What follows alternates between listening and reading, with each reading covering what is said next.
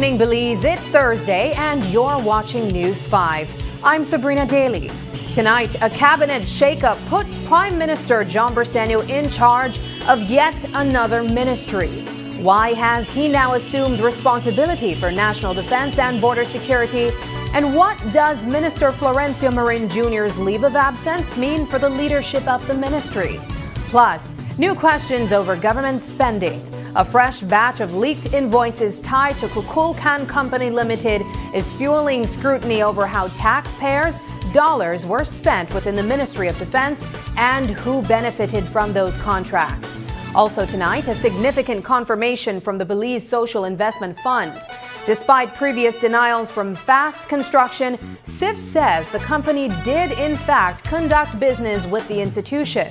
What the revelation could mean as questions surrounding public contracts continue to grow. And honoring the leaders who helped shape a community. In San Ignacio, a special ceremony recognizes generations of former mayors whose service helped build the foundation of the Twin Towns. Then, a political showdown may be brewing in Western Belize. UDP Mayor Earl Trapp wants another term at Town Hall. But PUP Councillor Aaron Mai is mounting a challenge of his own, setting the stage for what could become a closely watched race for municipal leadership.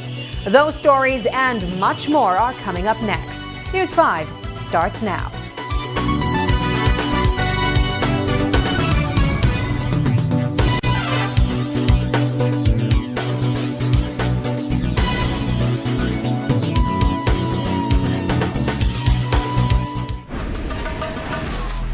Easy,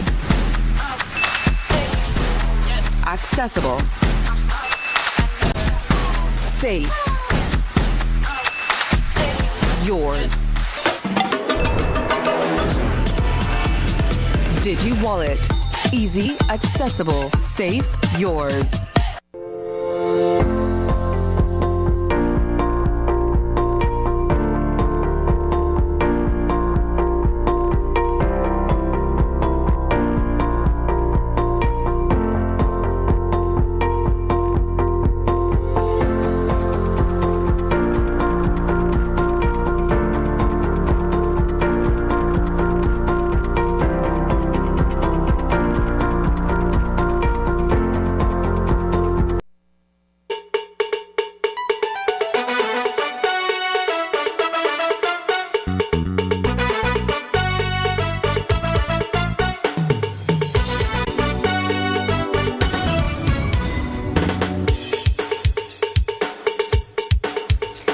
Prime Minister John Briceño is now wearing yet another ministerial hat, this time defense. Today, the Office of the Prime Minister announced that Briceño will temporarily take over the Ministry of National Defense and Border Security, following Florencio Marin Jr.'s leave of absence. The move comes just one day after the Prime Minister approved Marin's request to step aside. With that decision, Briceño's ministerial portfolio has grown even larger. He is now responsible for finance, investment and economic transformation, civil aviation, e-governance, national defense and border security. 7 ministries in total. But Marin's departure is not happening in isolation. He is the second minister connected to the Ministry of Defense to go on leave in just 2 weeks. Last Monday, former Defense Minister Oscar Mira also stepped aside as the Office of the Auditor General continues an audit into the ministry's finances and allegations of corrupt financial practices. So while the Prime Minister assumes direct control of the Defense Ministry, the bigger story remains the widening scrutiny over how the ministry's money was managed and why 2 ministers have now been forced to the sidelines in such quick succession. Just how much taxpayer money was flowing through Kukulkan Company Limited? That's the question gaining urgency tonight as a fresh batch of leaked invoices sheds new light on spending within the Ministry of Defense. The records reveal a striking pattern. Payment after payment was issued for less than $10,000, an amount that critics say could have helped avoid stricter procurement scrutiny. The invoices reviewed so far add up to more than $1.7 million. most of it paid by the Ministry of Defense. But those documents may tell only part of the story. If this latest leak represents just a slice of the company's billing history, the total amount of public funds involved could be significantly higher.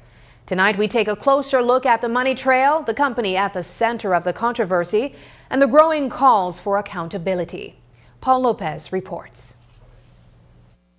The Mira millions may have dominated the headlines, but tonight, a different company moves into the spotlight, Kukulkan Company Limited. 240 leaked SmartStream invoices tell the same troubling tale of invoices below $10,000, as well as payments through the Ministry of Defense.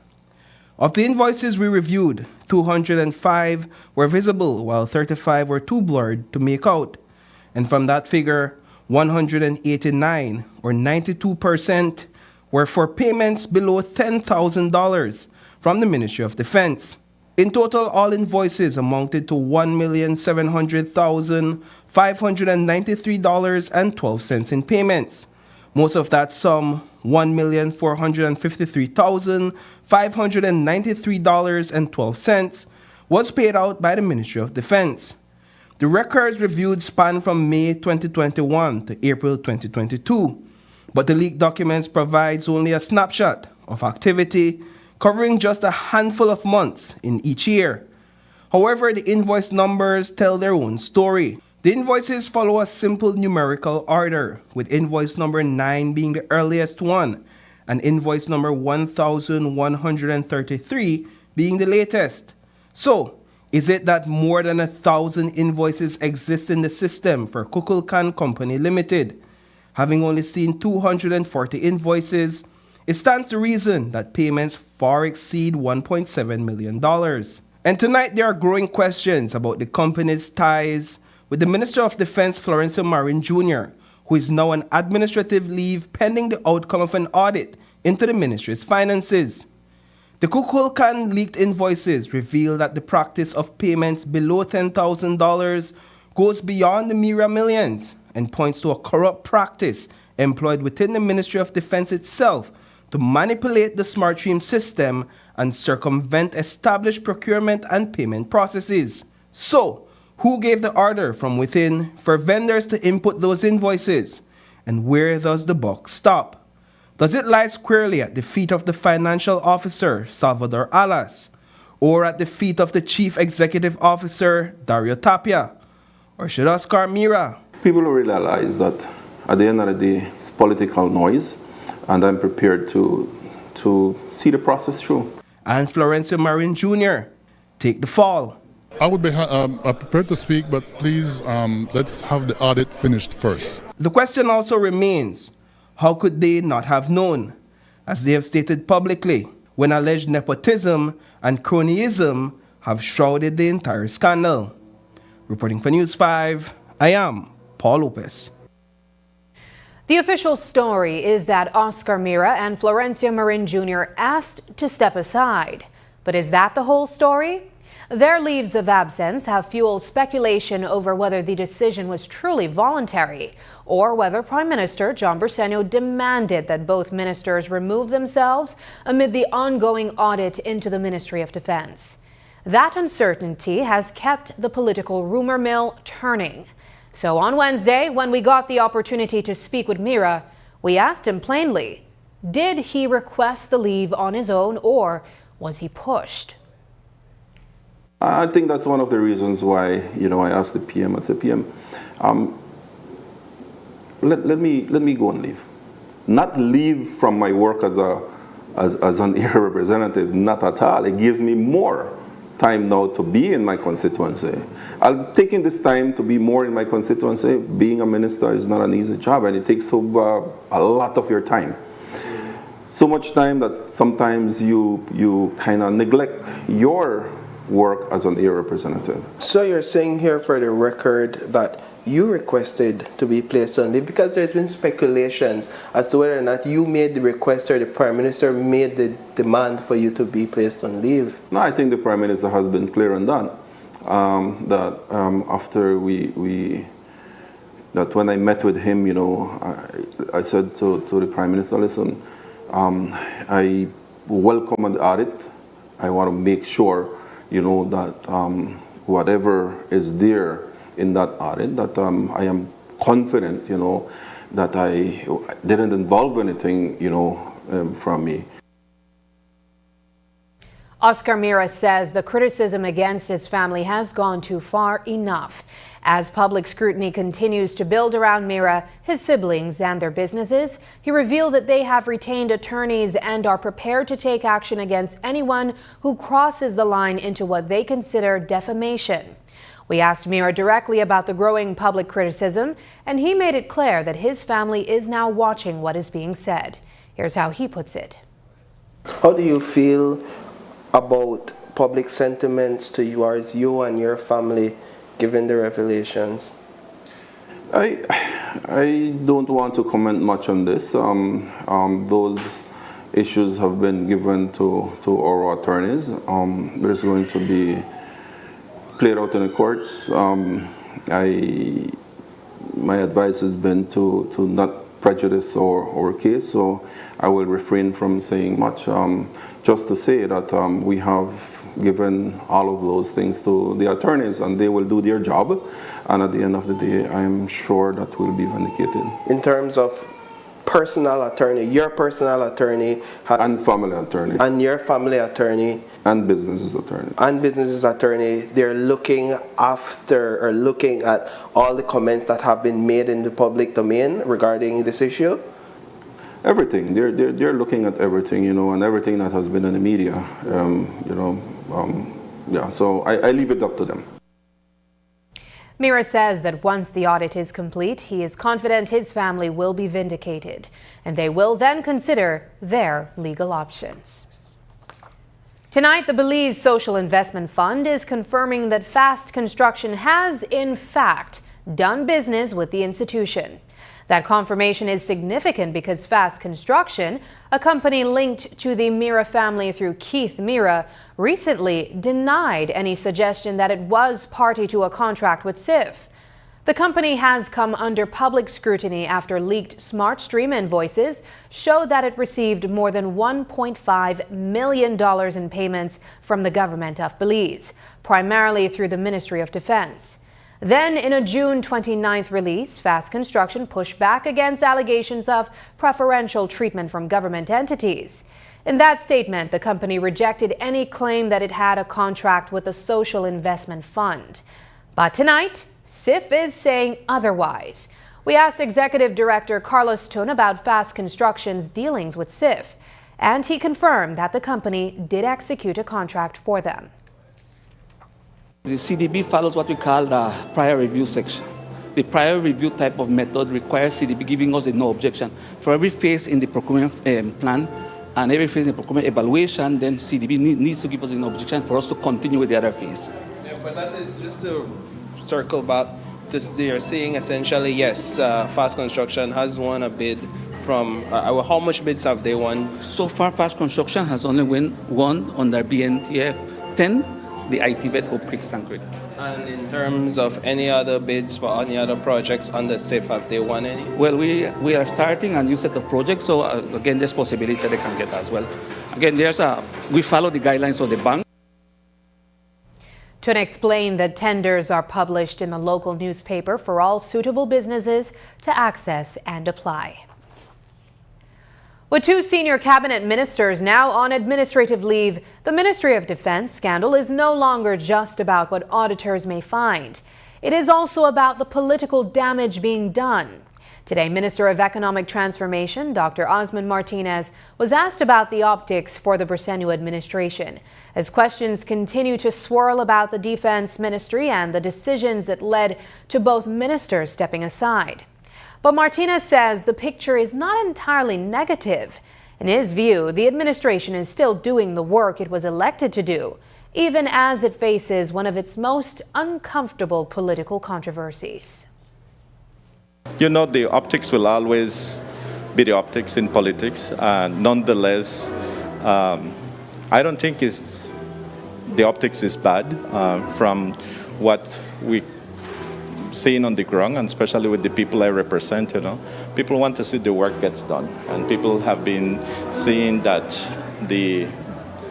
under the leadership of Prime Minister Briceño, the amount of work that we have done is unprecedented.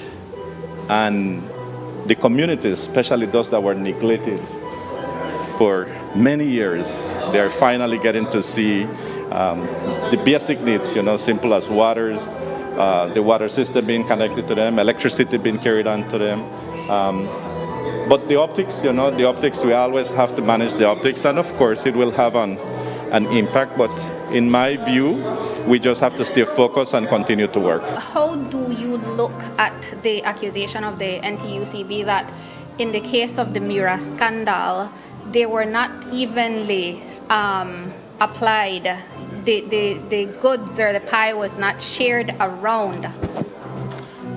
I would prefer not to comment on that specifically, opinions that they're given. I think the Prime Minister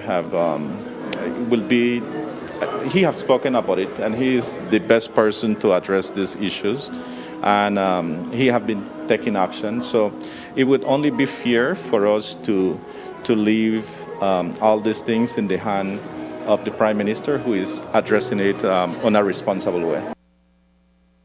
Martinez says Prime Minister John Briceño is working hard to restore voter confidence amid the ongoing scandal. Coming up, Alberta August is fighting back after cybercrime charges over a Facebook post were abruptly dropped.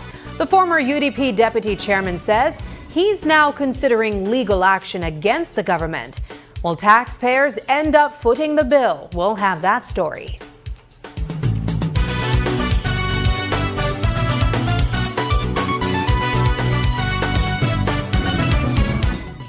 When the power goes out, life is disrupted.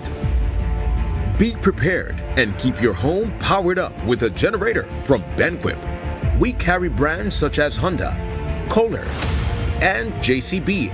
Schedule your installation, maintenance, and assessment to keep your generator ready and waiting to protect your family and home the next time the power fails. Stay in control of your power with a generator from Benquip. Equipment, parts, service.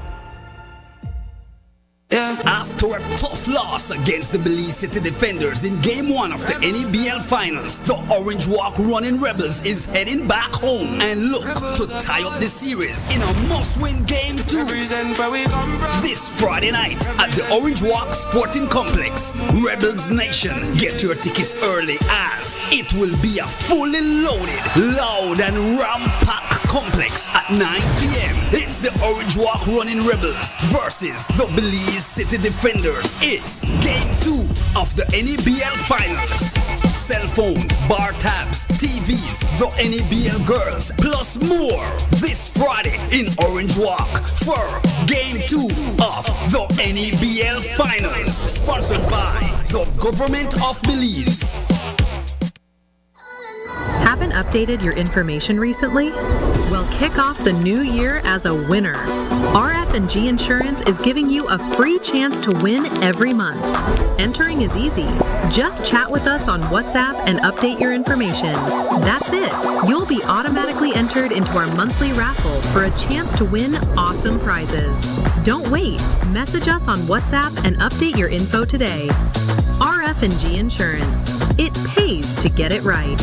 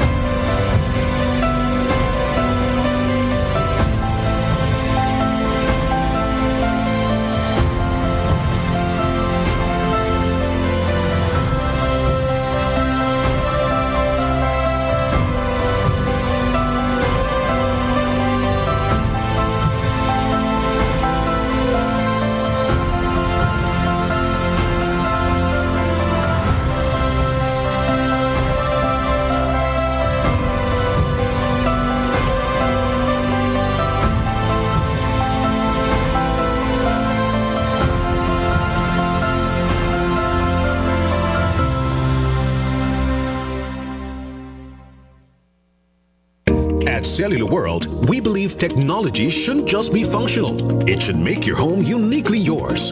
Design your smart home with the full range of Samsung appliances and TVs. Equip your kitchen with smart and stylish fridges, advanced microwaves, and whisper-quiet dishwashers, bringing smart living to the heart of your home. Make daily tasks simple with efficient smart washers, powerful dryers, or an all-in-one laundry hub that adapts to your lifestyle. Experience true-to-life colors and spot-on sound with the Samsung Q LED Smart TV. Connect all your spaces instantly with the SmartThing app for seamless control wherever you go. Get all your Samsung products today with the peace of mind that only the 1-year warranty from the authorized distributor can give you. So stop by your favorite location and start designing your smart home today. Only at Cellular World. After an incredible round of auditions, 12 lucky contestants have been selected to compete in KTV The Remix Season 8. And now it's time to see them shine live. Join us at the Bliss Center for the Performing Arts on Tuesday, July 7th at 8 p.m. and cheer on your favorite contestant as they battle it out on stage. Tickets are available now at Greater Belize Media's office on Coney Drive and 88 Shopping Center on Central American Boulevard. Don't miss the excitement of KTV The Remix live. We'll see you at the Bliss.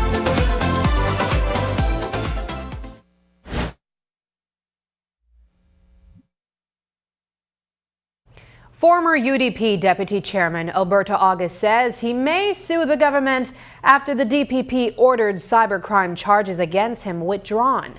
August was arrested in late May over a Facebook post aimed at the then Home Affairs Minister Oscar Mira. Police held him for more than a day and seized his cell phones. Last week, Acting Home Affairs Minister Julius Espat sent the case to the DPP, who later directed that the charges be dropped and August's devices returned. Now, August says he is relieved but not ready to move on. He is waiting on legal advice before deciding whether to take the government to court. Yesterday, the day before, I received a call from Stacey Smith, the police spokesperson, informing me that on the directive of the Director of Public Prosecution, the charges were withdrawn against me and that my items would have been returned to me. Since then, I got them yesterday. After being away from the phone for so long now, you have to get used to it all over again because even though he opened the phone, several of the things that I have on it have gone missing. So it set me back. I've still not been able to fully recover in terms of the services that I used to get from that telephone. Do you plan to pursue a lawsuit against the government for this? Well, I am depending on the advice of the lead counsel, Chairman Michael Perfit, who will advise me as to the next course of action. But I received a visit yesterday from an inspector here from the San Ignacio Police, Pinello. Inspector Pinello visited me about around mid-morning yesterday, informing me that I need to go to the court so that they can officially withdraw the charges against me in front of the court. It is unfortunate as to what happened afterwards, but like I say, probably it might be a blessing in disguise when you see as to all the abuse that these people were engaged in, at taxpayers' expense. We're hoping for the government to take firm action, for the Prime Minister to take firm action against these individuals so as to send a message to other colleagues in government that, you don't do these things, man. Before San Ignacio and Santa Elena became the bustling twin towns we know today, there were leaders who helped shape that growth one decision at a time. Today, the town council paused to recognize that legacy, unveiling its role of past mayors during a special ceremony. The tribute honors former municipal leaders whose years of service helped guide the development of the community and lay the foundation for what the twin towns have become. News 5's Shane Williams was there and has the story. It was a gathering of generations of leadership. Former mayors, current town officials, and community members gathered today at the San Ignacio and Santa Elena Town Hall to celebrate the men who have guided the twin towns through decades of growth, including Cayo's oldest living mayor, Don Hector Silva, who served from 1960 to 1963 and is still always ready to share stories from the past. We didn't own these lands. These lands belong to Melado. And we bought them for $40,000. Unbelievable. $40,000 I arranged payment for 1,420 acres of land that extend 1 mile around. $40,000. Could you imagine?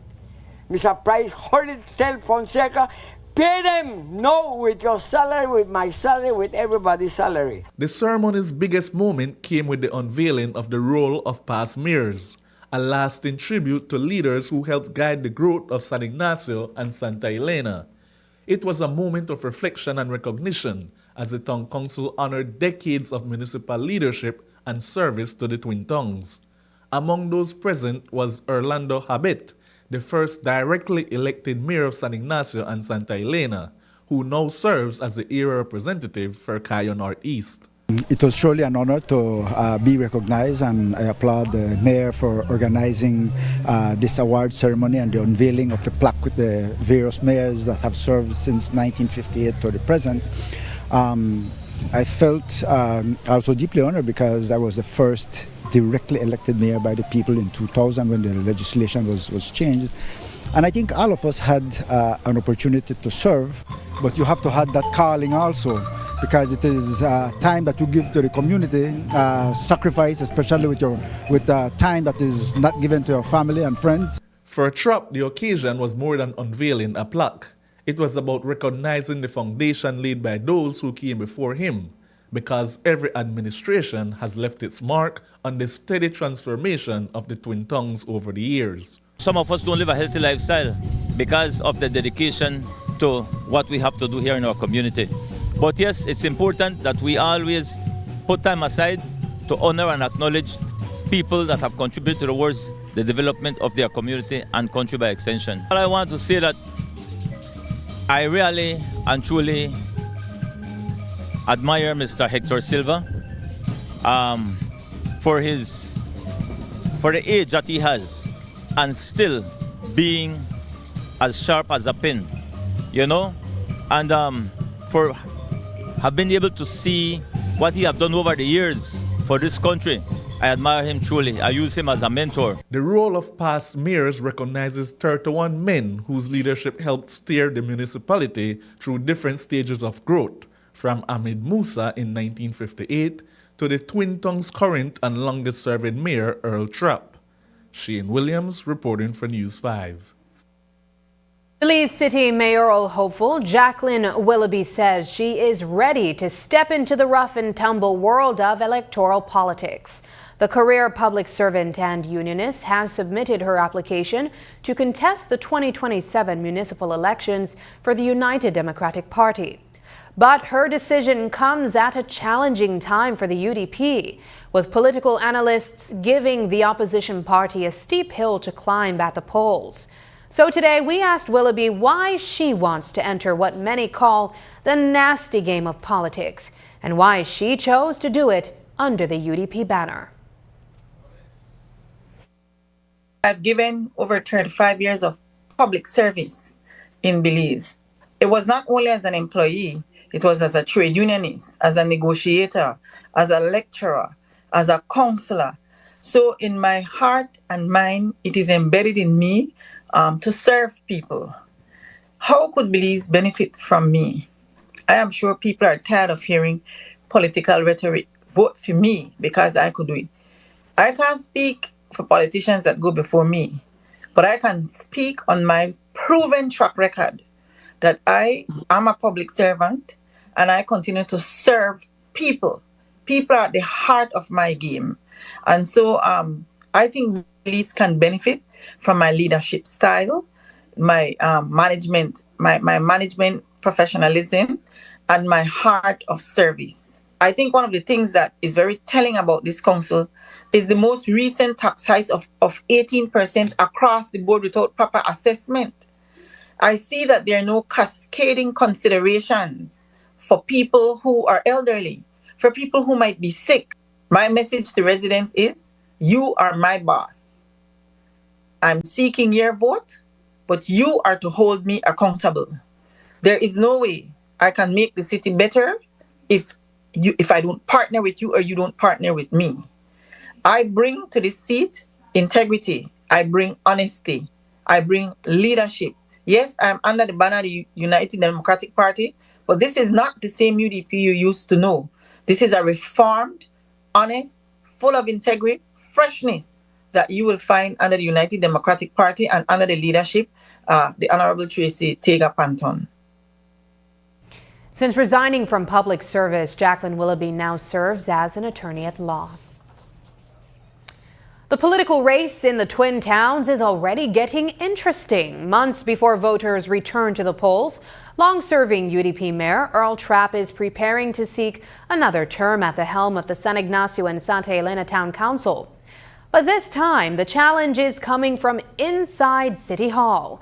PUP Councillor Aaron Mai has launched his own bid for mayor, setting up a contest that could test Trapp's political staying power and reshape leadership in the municipality. News 5's Shane Williams has the story. For more than 2 decades, San Ignacio and Santa Elena have remained firmly under the leadership of the United Democratic Party. Mayor Earl Trapp has become one of the country's longest-serving municipal leaders, overseeing what he describes as years of steady growth and development. Now, as another municipal election approaches, he's preparing to defend his seat once again. We will be having a convention within 1 month's time. And by then, I should have my team together. We have about 10 council members or applicants, so we'll be determining who will run along with my team within 1 month's time. And I'm excited and ready and willing to work. But like I said, the work has never stopped. It will continue. But the People's United Party believes the time has come for a change. Current Town Councillor Aaron Mai says after 6 years serving on the council, he's ready to lead the Twin Towns and believes voters are looking for a new generation of leadership. The Twin Towns have been under the leadership of the UDP for the past 21 years. I have been the only PUP that has penetrated the Town Council in the past 2 terms. I personally love what they did today. I believe we have to honor the past, but building a brighter future. I feel personally that the Mayor Trapp himself has done well, but I think it's time for new leadership. Younger vision is what we need, where we're heading to and where we're going to. I believe that the people are calling for change, and I believe that this time we got it. Mai's candidacy also has the backing of former San Ignacio Santa Elena Mayor and current Cayo Northeast Area Representative Orlando Habet. While acknowledging Trapp's years of service, Habet says no political office should become permanent. Firstly, kudos to the current Mayor Trapp. He has been a very good politician, keeping himself in that position as mayor. But I think that after a while, people start looking at the situation differently. You can't catch root in a certain area. You have to move on. And he himself, for his own health and for his family, he also has to think of moving on. But Trapp rejects the suggestion that longevity should be a deciding factor. He argues that experience and results, not years in office, are what matters most to residents. What's your reaction to those who say you have been here too long? Sir, it's not about being here long. It's about how effective and efficient you've been for this community. And I will always say, why fix what is not broken? Just continue the development of this community. I mean, if you can point out things that I have not been doing, you point it out, and I will explain to you why it have not or where we are with it. But you have seen so many developments. This has been the most progressive municipality in the country of Belize under my tenureship. So again, I leave it up to the people, and God will decide at the end of the day. For Mai, his message to residents is a new vision for the Twin Towns. They have seen what I have been able to do for the past six years as a councillor, and imagine only what I would do when I become the next mayor of the Twin Towns. Shane Williams reporting for News 5. Still ahead, the Prime Minister says Belize is stepping up for Venezuela, offering support through CARICOM and emergency aid. But as the crisis grows, what about the Belizean students still there? The answers may not be so clear.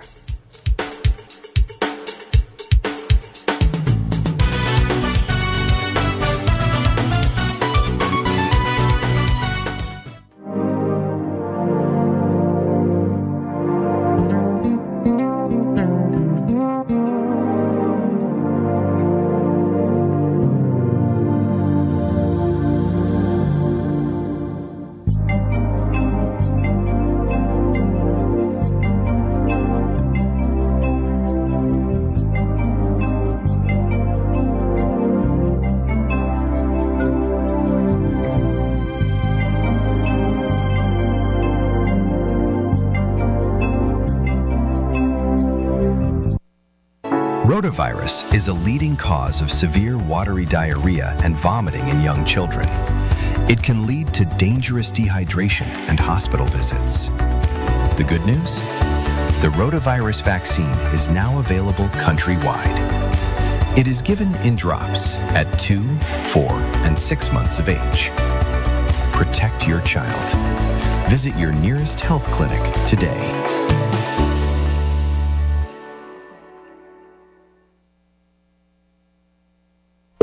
The next station is not just a place, it's the vacation capital of the world.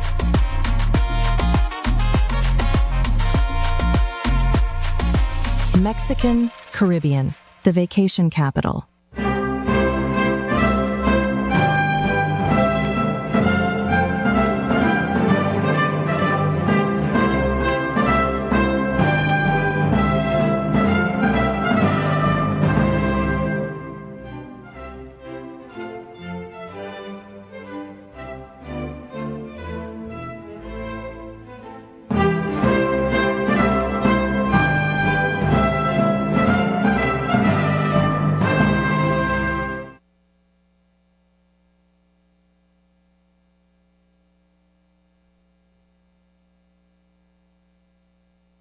Over the past 5 years, Digi has invested more than $17 million to revolutionize Belize's digital future.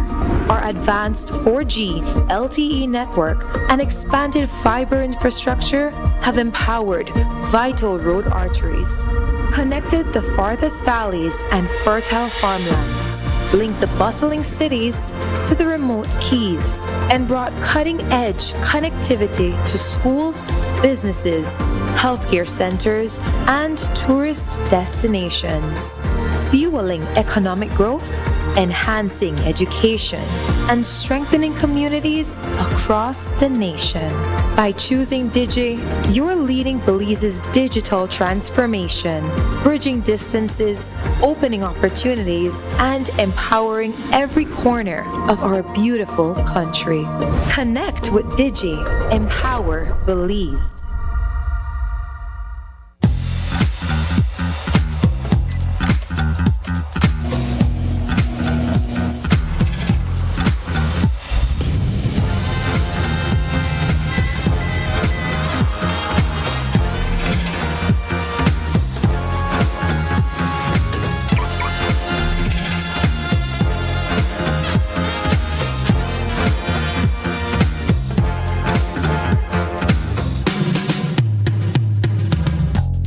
Introducing BD Insurance, built for Belize.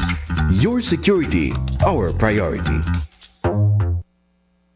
The biggest football event in the world is finally here, and Smart is giving you the chance to play and win. Before every match starts, predict who will win. The more predictions you make, the more chances you have to win. Get 1 point towards your total when you guess the winning team. Predict the exact score and earn up to 4 points. The top scorer at the conclusion of the World Cup wins the grand prize of $2,500 in cash. That's not all. Players get a chance to win weekly prizes. Plus, our quarter-final winner gets a watch party package. Play directly in the Smart app for just 50 cents per entry. Prediction starts June 1st to July 18, 2026. Don't just watch the World Cup. Play along and win with Smart. Smart, bringing people together.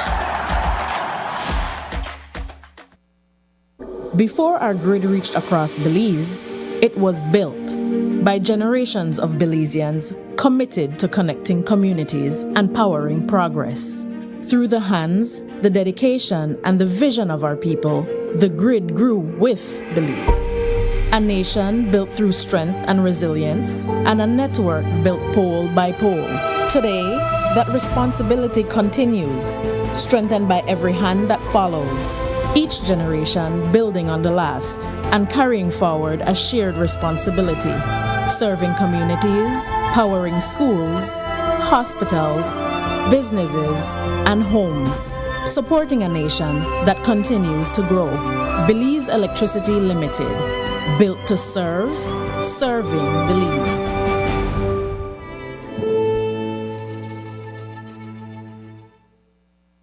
The next station is not just a place, it's the vacation capital of the world, Mexican Caribbean.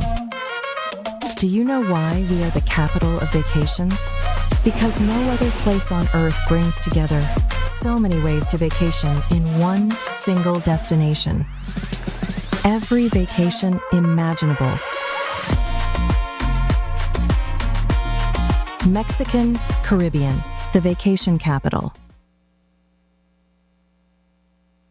Minister Orlando Habet says the public service may be shifting problems instead of fixing them when it transfers underperforming officers from one ministries to another. His comments come amid scrutiny of questionable spending at the Ministry of Defense. Finance Officer Salvador Alas, who handled many of the sub-$10,000 purchases now under investigation, was later transferred to Habet's Ministry of Sustainable Development and has since been placed on administrative leave. Habet would not comment on ministers currently on leave, but he did acknowledge concerns about the system that allowed Alas to be reassigned. They have opted to be on leave or have been put on administrative leave, whichever the case is. And so as colleagues, I can't comment negatively against them because I wasn't privy to exactly what happened. I believe maybe much of what I have heard is procedural. And sometimes ourselves as ministers are not directly involved in the day-to-day operations of the finance section of our ministry. Maybe we should, but by law, by legislation, it has been given to the chief administrative officer, which is the CEO in each ministry. Mr. Salvador Salas was changed to your ministry. Are you concerned that these might be happening in your ministry? Yes, because the public service only has so many people that are employed.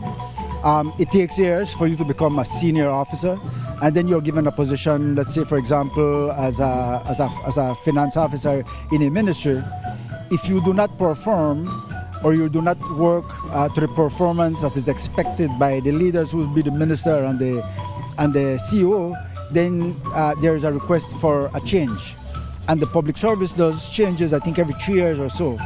But then if you have one officer that is not performing at the level that they should, all they do is switch them around. So you transfer the problem from one to the next, and it's a cycle that never ends. Dr. Osman Martinez says the ministries he has worked in do not usually deal with small, under $10,000 payments. According to him, his experience has been with large-scale projects, often backed and monitored by multilaterals. But that answer raises another question. What about the monthly $20,000 constituency development fund? And what about the suppliers in his own constituency who may benefit from those funds? Are they simply service providers, or are any of them friends, relatives, or political allies?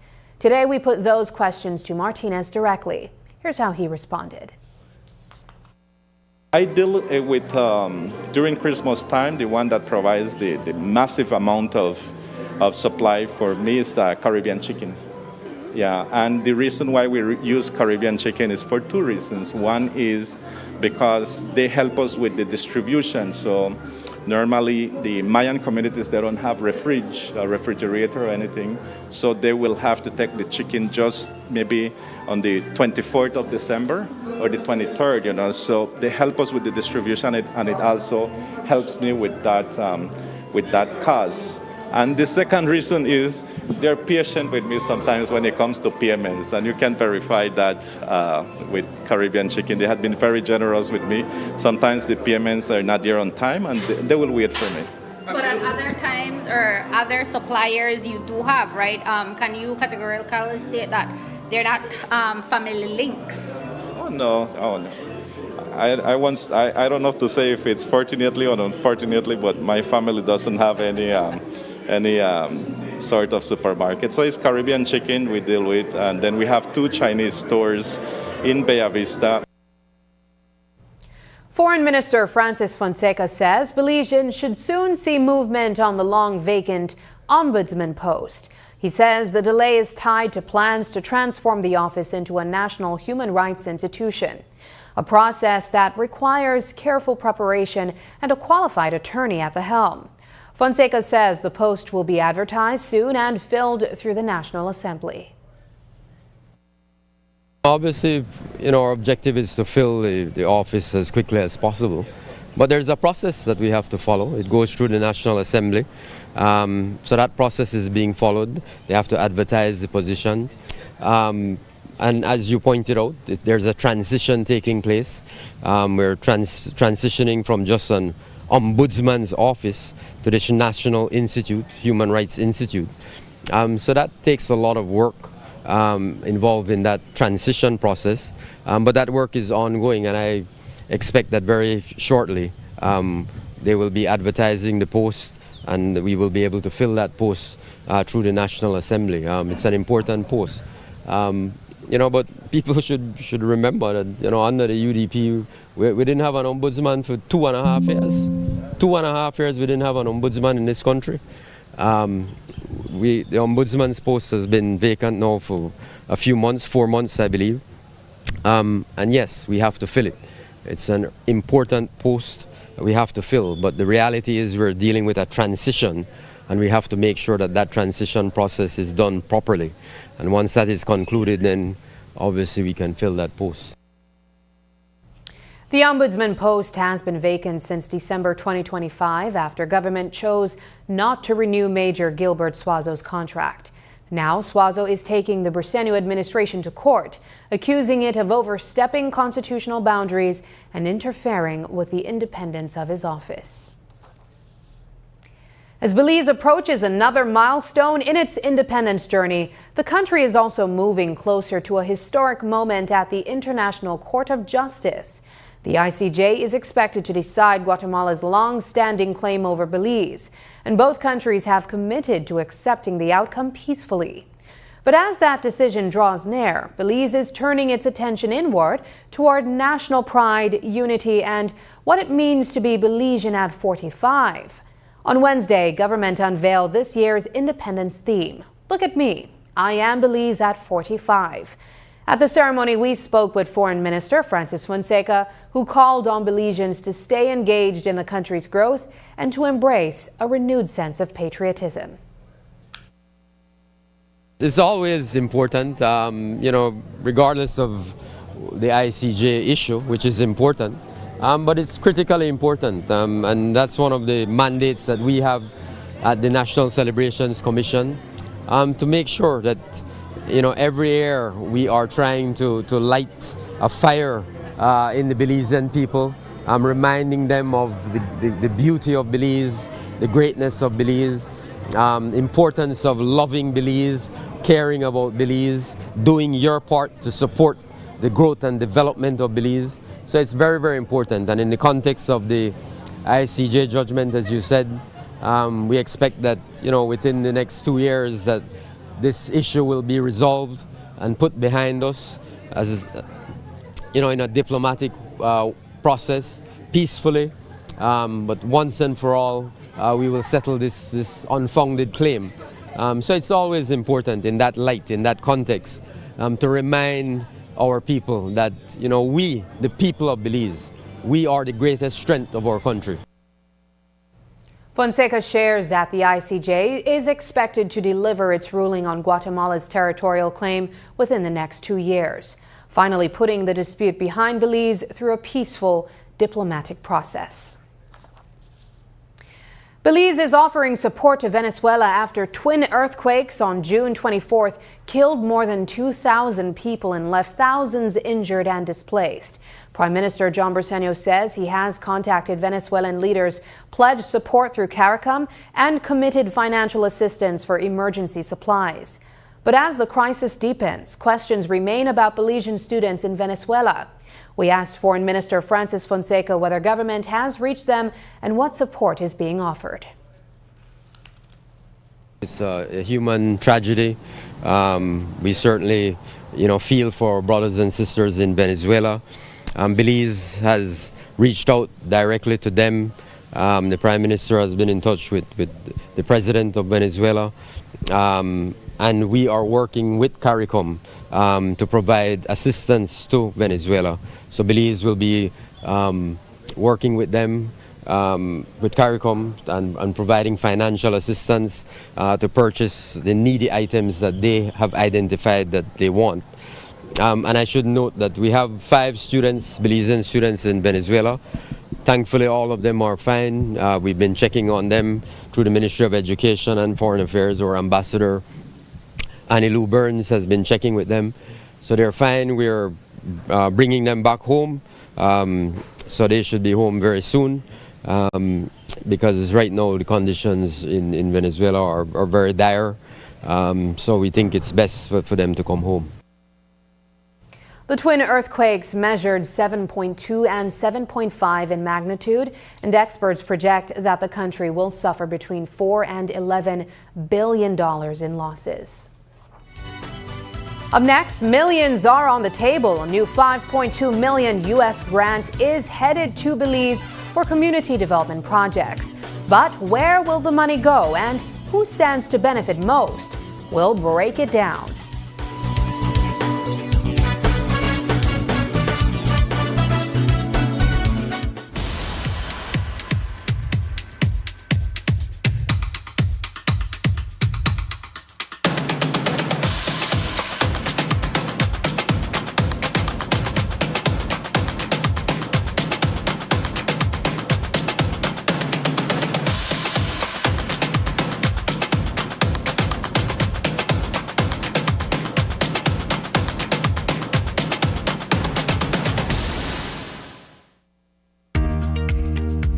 Here's how to access your contribution history on the My Social Security portal. First, go to your browser and type ssbportal.org.bz. Enter your email and password, then click Log In. Once logged in, you'll see your full portal account on the screen. On the left-hand side, you'll notice a drop-down menu for added features. Click on History. Choose Contributions. Read the disclaimer, then click Continue. You'll now see a full window displaying your contribution history. In the table, each row represents a different year. For example, let's look at the year 2024. Click on the row and a detailed breakdown will appear. This breakdown includes your employer's name, your earnings for each month and week, contribution type, the amounts paid, and that's how you can explore the new contribution feature on the My Social Security portal. It's quick, easy, and keeps your Social Security information right at your fingertips. Create your account today. Belize wakes up connected to opportunity. And across our country, the work to keep Belize connected continues. SMART continues expanding our network across the country, bringing stronger coverage to more communities. With recent service enhancements in areas at Blue Creek and Progreso, Belize City, Orange Walk, and more on the way. We're bringing education closer to home, empowering entrepreneurs to grow their businesses, supporting industries that drive our economy, and keeping families connected wherever life takes them. With every expansion, we are investing in the infrastructure that moves Belize forward. Because connection isn't just about signal, it's about opportunity, progress, and the future we are building together. SMART, bringing people together.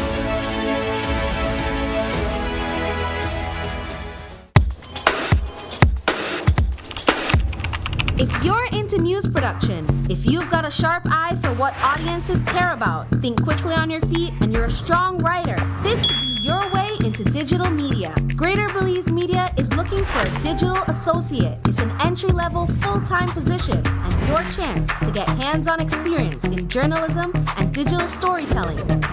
Bring the energy, the curiosity, and the willingness to learn and work flexible shifts in a fast-paced media environment. Apply now by sending your CV and cover letter to gbtv@btl.net by July 1st, 2026.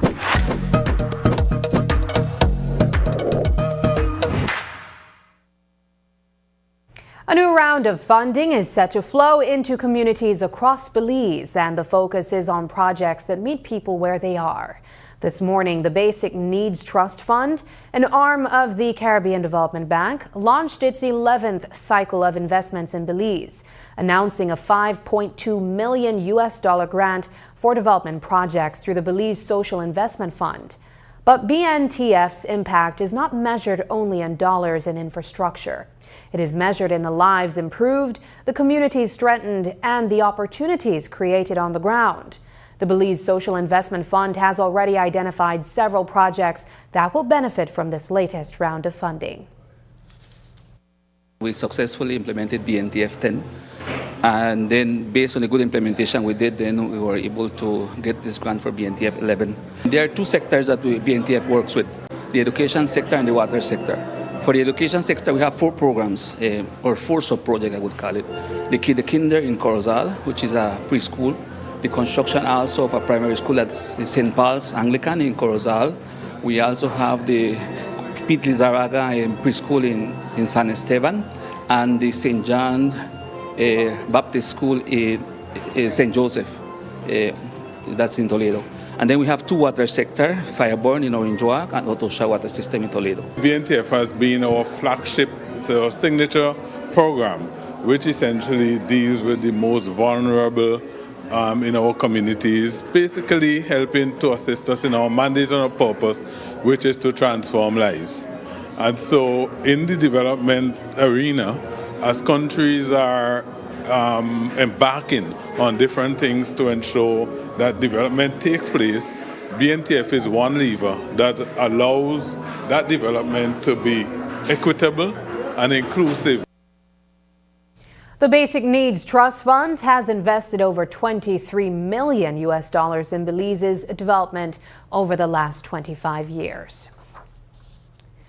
Momentum is growing behind a proposed ban on Belize's 25-cent water pouches. More than 40 organizations are calling for a phased 3-year ban, saying the single-use plastics are clogging streets, rivers, and highways. Sustainable Development Minister Orlando Habet says the concern is valid. He points to national cleanup data showing water pouches among the most collected waste items. While affordable alternatives remain a challenge, Habet says government is looking at biodegradable options and regional support to make the shift possible. We have looked at the issue of single-use plastics, plus regulations for us to start using more biodegradable products. It hasn't worked as well as we thought. What has happened, and part of the problem, is the availability of the biodegradable products. Perhaps we went a little bit ahead of our time, saying, well, we have to have these standards of 52% or more biodegradability, which means to say that that product has to degrade naturally within a year, and we didn't look at the source for where that would come. Another thing is that we do a lot of our imports from North America and Central America, and we'll have to also have collaboration with our partners in the region to see if they're also doing the same, because if the other countries aren't doing the same, then there's no requirement for their industries to produce the biodegradable products, and it makes it scarce to produce. We'll have to then venture into seeing how we could do our own, right? But then it becomes expensive unless we can find a market that would be local and one that would be for export. For example, we could use bagasse to make these plates. We could use maybe plantain suckers and dry them up and do these things. There are other, maybe bamboo pulp and then doing into that. But it will be an industry that has to be developed. Habet acknowledged that many Belizeans rely on the pouches due to their low cost, additionally noting the importance of finding affordable alternatives before moving forward, as banning them would affect small entrepreneurs. The Keycocker Village Council is raising red flags over seawall construction and dredging in the island's western mangrove zone. In a letter to the Department of Environment, the council warned that the works could damage mangroves, weaken the island's natural protection from erosion and storm surge, and limit public access to the waterfront. Sustainable Development Minister Orlando Habet says he will review the concerns with the DOE and work to balance development with conservation. I haven't seen a letter, it hasn't come to me. If it came and went to the Department of Environment directly. I haven't been informed, so maybe it's something recent. But I will be looking into it, discussing it with the Department of Environment to see if they have received the letter, then how we can respond. But just from the concerns of the community, if the seawall is there, you have to see what positivity there is to it. If it avoids water from coming into the community during high storms and high tides, and then also looking at the negative side to it, because sometimes you build these walls and they're not built well, then it causes erosion on one side and the other. Since I haven't seen it, I will have to address it with the DOE. How do we find a balance between development and maintaining the part of the island that attracts tourists?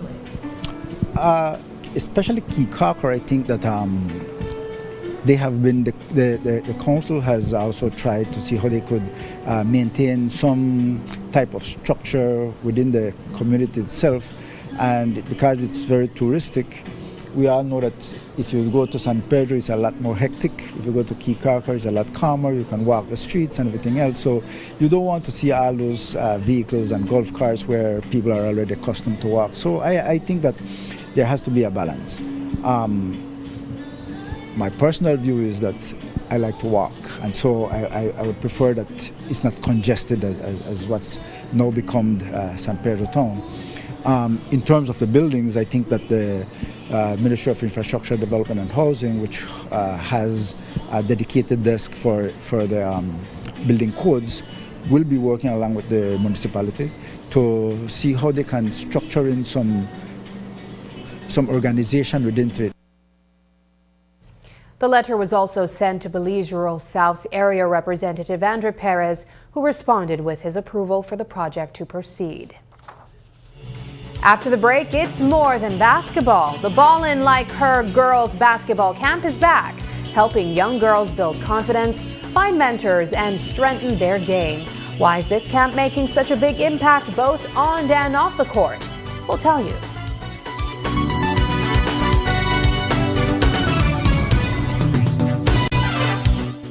Been fascinated with gemstones. It's all about taking nature's beauty and creating something uniquely beautiful. I've had inspiration from the Belize Blue Bull, the beaches, the jaguar. I've launched a new product called Co-Design with Deb, and Atlantic Bank's e-commerce system has opened the door to my international customers so I can receive payments so they can have their custom pieces shipped to them. Atlantic Bank, building the future together. The biggest football event in the world is finally here, and Smart is giving you the chance to play and win.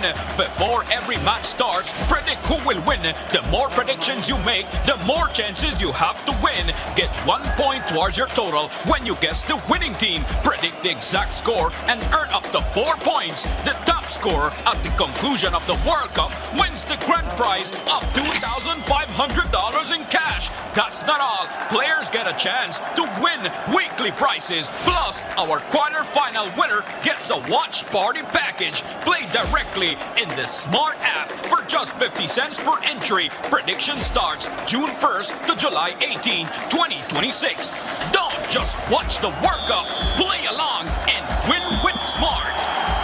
Smart, bringing people together.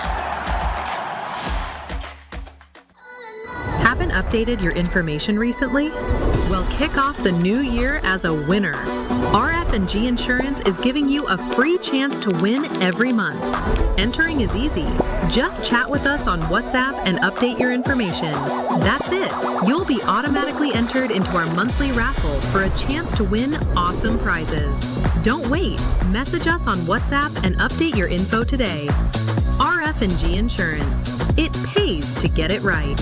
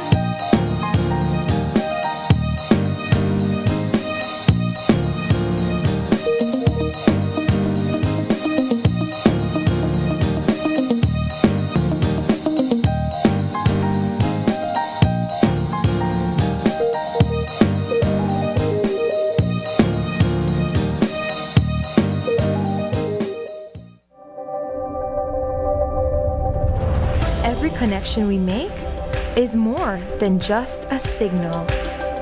It's a student unlocking a future through digital education. A young mind daring to dream bigger. Our culture shared with the world in real time. And everyday heroes answering the call of civic duty.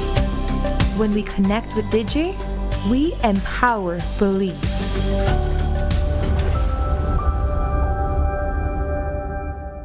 We're ready for the road.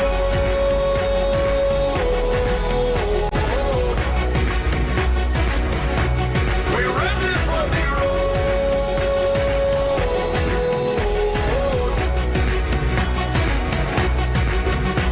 So we're ready, yeah, we're ready, yeah, we're ready.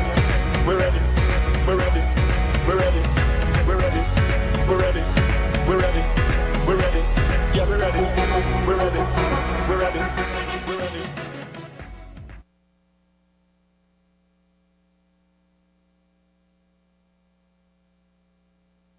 The Protected Areas Conservation Trust, PACT, is celebrating 30 years of safeguarding Belize's natural heritage with a month-long series of events honoring the nation's conservation champions. As part of the anniversary observance, PACT partnered with 3 local women artists and entrepreneurs to create one-of-a-kind pieces inspired by the journeys and achievements of female leaders in conservation. News 5's Brittany Gordon reports. Belize's conservation movement has long been powered by women, and this year, the Protected Areas Conservation Trust PACT is putting a few of these women's legacies on display, with Rooted and Rising, an event that blends environmental advocacy with local art. PACT Executive Director Abel Castaneda tells us how the conservationists and artists work together to bring this project to life. We took their life, took their careers and their profession in conservation, and asked some of our brightest minds in creative arts thinking to say, what can we do to develop products that commemorate that life, to commemorate that dedication that they have shown over decades. And so today it is the culmination of that, and they were able to come up with 3 unique and very authentic products that will now be showcased by their stores. Highlighted at the event were conservationist Jessie Young of the Women's Conservation Group at the Community Baboon Sanctuary, Maria Garcia of the Itzamna Society, and Christina Garcia of the Akshe Conservation Trust. Young shared that due in part to their efforts, the monkey population has grown from 800 in 1985 to over 6,000 today. It's not easy to manage a community-based organization such as the Community Baboon Sanctuary. It's quite complex, but we have managed to persevere. Being born and raised in the community, we know our people, we know the needs. We believe as women we had the strength that it takes to manage anything, and so we stepped in, and the landowners gave us permission to take over the management. We are engaged in a lot of different things. Actually, we have 5 main goals, which is conservation, education, ecotourism, research, community development, and we recently added climate change because it's so important. Ziania Alonzo is one of 3 artists selected to bring the vision to life alongside Aisha Garel and Landy Longsworth.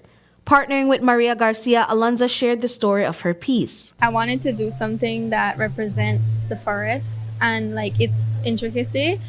So the body of the bag represents kind of the root system that is in the forest, and then I also wanted to add the handles from the forest as well, which is made from super seeds. The body of the bag takes around 14 hours to print, so that's just the body of the bag, and then the handles are made, and then we have to put the handles on the bag, and then we have to make the satin part for the bag, and then the tassels on the bag is hand braided. Minister of Sustainable Development Orlando Habet explains that women are increasingly being recognized for their contributions to conservation.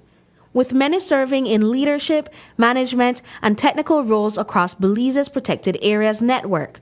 And more space is being opened for artisans in conservation. We want that all the sectors, all the ministries who have some way of contributing to the orange economy to also participate, because you're looking at history, you're looking at culture, you're looking at art, and certainly you're looking at people, because without the people you don't have the revelation of that potential or of those ideas, the concepts, and the work that they do. The celebration concluded with a pop-up marketplace where visitors viewed the custom-made pieces. Half of all proceeds from artwork sales will be donated directly to the participating conservation groups to help fund their ongoing environmental work.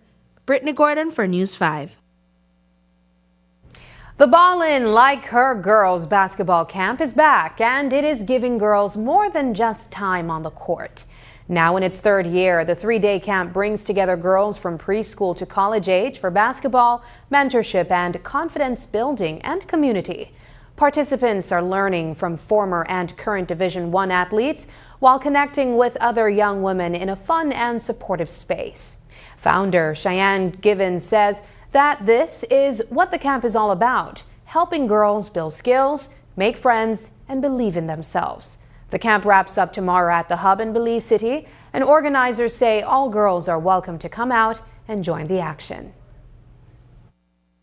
We're using the sport of basketball, and we're specifically focusing on young females, providing a space for them, a community for them to enjoy basketball, learn about basketball, make friends. We're just making an impact on their lives in any way that we can, whether that's they want to learn more from us in terms of basketball or they want to make friends, whichever one. We're here. We want to let them know that we care about them and we care about their futures. We're here to build community. At the end of the day, we want them to have fun. We also know it's summer, so at the end of the day, it's like, come enjoy basketball. We're here to support you. We're here to have fun. We want to be able to teach you some life skills as well, because at the end of the day, this is what we're here to do. We're all here to build community. So I'm grateful to be a part of this experience, and we would love for girls to just share the news and also just show up. Was at the Hub today and we're at the Hub tomorrow. The camp runs from 9 to 3. So yeah, they can reach out through our Instagram, reach out through Ms. Chanel. We have all outlets where they can reach out to, but as far as reaching out to us, we also want them to reach out to their friends, spread the word. As we spread the word to them, we want them to spread the word for us as well.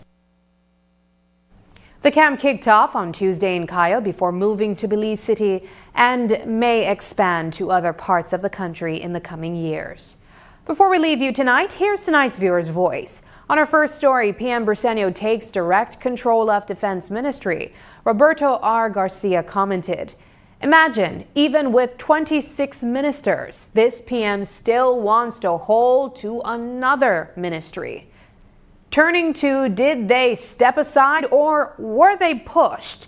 Cayo shared, "That's the new strategy the PUP using, confuse the poor people." He requested his own leave. Same with Marin. Hard to believe. And finally, on Digital's story, calls grow to phase out plastic water pouches. Margaret R. Johnson shared, "Then write the laws that governs where trash goes and enforce penalties. I thought that law was already on the books with regards to littering. If you guys would enforce the rules, you would see how fast people would put their trash right belong or put it in the purse and carry it home and dump it inside their own garbage bins." Thank you for engaging with us online. Your voices shape the national conversation. Keep those comments coming and we'll continue to feature them right here. And that's the news. Tonight's broadcast is available at greaterbelize.com, on our Facebook and on YouTube. I'm Sabrina Daly. Thanks for joining us, and from all of us here at News 5, good night.